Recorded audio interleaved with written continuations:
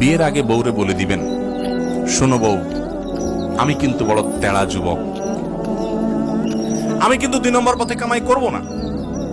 অতএব অন্য মানুষদের বউদের মতো সকাল বিকাল শাড়ি পাল্টাবা আর 3 পিস পাল্টাবা, মার্কেটে যায় কেনার পরে বলবা শুধু কার্ডের ঘষা দেন আর বিল দেওয়া হয়ে যাবে, এগুলো কিন্তু আমার দ্বারা হবে না। আমি কিন্তু হালাল খোর, আমি হারাম খোর না। বলা যাবে না ইনশাল্লাহ? হবু বউরে বলে দিতে পারবেন না? বেশিরভাগ ক্ষেত্রে দেখবেন ওই মেয়ে বলবে, আব্বু না, সমস্যা আছে ছেলের, কারণ তার দরকার কি? একটা চোর। তার দরকার একটা চোর, তার দরকার একটা ঘুষখোর, তার দরকার একটা দুর্নীতিবাজ, তার দরকার একটা টিন চোর, তার দরকার একটা গম চোর।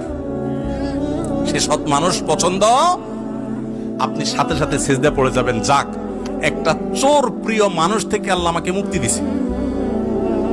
একটা সৎ মানুষ খুঁজবেন, চেষ্টা করা যাবে না ইনশাআল্লাহ? অসৎ হওয়ার জন্য যোগ্যতা লাগে না, অসৎ হওয়ার জন্য যোগ্যতা, চোর হওয়ার জন্য যোগ্যতা লাগে না, সৎ হওয়ার জন্য যোগ্যতা লাগে। সৎ হওয়ার জন্য মেরুদণ্ড শক্ত থাকতে হয়, হিম্মত থাকতে হয়, সৎসাহস থাকতে হয়। বাবাকে বলতে হয়, বাবা আমি চুরি করব না। তুমি অসন্তুষ্ট থাকতে পারো, বাবা আমি 2 নম্বর জিনিস তোমাকে খাওয়াবো না।